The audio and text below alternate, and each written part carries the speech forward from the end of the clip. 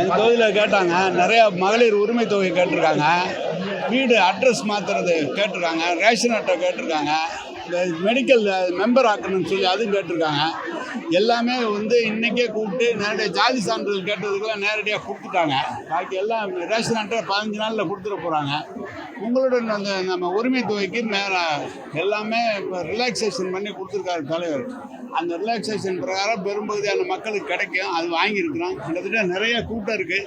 கிட்டத்தட்ட 900 அப்ளிகேஷன் வந்துருக்கு. இந்த 2 வார்டில் மட்டும் 900 அப்ளிகேஷன் வந்துருக்கு. முதலமைச்சர் உடல்நிலை எப்படி சார்? நல்லா இருக்காருங்க. இந்த இதுக்கு நீங்கள் சிறப்பாக முதலமைச்சருடைய இதில் சிறப்பான பொதுமக்கள் ஆதரவுக்கு என்ன கேட்க போகிறீங்க? இன்னைக்கு பழனிசாமி வந்து உறுப்பினர்கள் குறிப்பிட்டு அவருக்கு ஸ்டாலின் திட்டம் தோற்று வச்சிருக்கீங்க. 4 வருடத்துக்கு பிறகு தோற்றுவதா எதிர்கட்சிகள் 5 ஆண்டு காலம் மக்கள் ஆட்சி செய்ய டைம் கொடுத்துருக்குறாங்க. ஒரு திட்டமாக தான் செய்கிறாங்க. நாங்கள் இன்னைக்கு நேரடியாக வந்திருக்கிறோம். மக்கள் ஆதரவு எவ்வளோ இருக்குன்னு பாருங்கள். முதலமைச்சருடைய திட்டத்துக்கு எவ்வளோ ஆதரவு இருக்குன்னு சொல்லுங்கள். அவங்களால தாங்கிக்க முடியல. உறுப்பினர் சேர்க்கவே போய் கோர்ட்டுக்கு போகிறாங்க. நீ எப்படி வந்து கேட்கலாம் அப்படின்னு கோர்ட்டுக்கு போகிறாங்க. அதுக்கு இதெல்லாம் உறுப்பினர் சேர்க்கறது கூட அவங்களால தாங்க முடியல. இதெல்லாம் மக்கள் ஆதரவு அதிகமாக இருக்கணும்னு தாங்க முடியல. அவங்க காலத்தில் செய்ய விட்டுட்டாங்க. எல்லாம் இப்போ செஞ்சுக்கிட்டு இருக்காங்க. என்ன செய்ய சொல்றீங்க? உருட்டுறது என்ன சொல்றாரு? உருட்டுறது அவங்க வந்து நீ ஏற்கனவே கொடுத்த வாக்குறுதி மட்டும்தான் அது தொடர்பாக ஏங்க, நீங்க வந்து மக்கள் கொடுத்தது 5 ஆண்டு காலம் தொடர்ந்து வேலை பார்த்துக்கிட்டு இருக்காரு. முதலமைச்சர் பார்த்துக்கிட்டு இருக்காரு.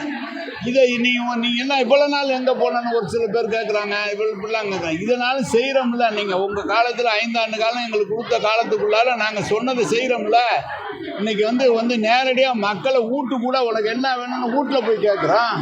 நீங்கள் வீடு வீடாக போய் கேட்குறீங்க. அவங்க ஒரு ரிப்போர்ட் கார்டு கொடுக்க போகிறீங்கிறாங்க. உங்களுடைய இந்த 4 ஆண்டு செய்த அந்த அனைத்து ஏங்க எதாக இருந்தாலும் நீங்கள் ரிப்போர்ட் கார்டு கொடுக்க சொல்லுங்கள். நாங்கள் பதில் சொல்கிறோம். ரிப்போர்ட் கார்டு கொடுக்க சொல்லுங்கள். இது என்ன இருக்கு? பிரதமர் தமிழகம் வருகிறார் சார், பல்வேறு திட்டங்களை துவக்கி வைக்கிறதுக்கு. 2000 அவங்களுடைய அடுத்த தேர்தலுக்கு வந்து தயாராகிறாங்கன்ற மாதிரி சொல்கிறாங்க. அவங்க வேலையை பார்க்குறாங்க, நாங்கள் எங்கள் வேலையை பார்க்குறோம். பல கோரிக்கைகளை வச்சுருந்தீங்க. திட்டங்கள்ல உதவி, அதாவது ஏற்கனவே நம்மளும் நிதி உதவி திட்டங்களுக்குலாம் மத்திய அரசு வந்து கொடுக்கல. பிரதமர் இங்கே வரப்போறாரு. அது தொடர்பாக எதுவும் வந்து இங்கே வலியுறுத்த வாய்ப்பு இருக்கா? நாம தலைவர் தான் பேசுவார். எங்களுக்கு கொடுத்த வேலை அவரை வரவேற்க வழி அனுப்புறதுக்கு வேலை பண்ணுறோம். அதுக்காக தான் வந்திருக்கோம்.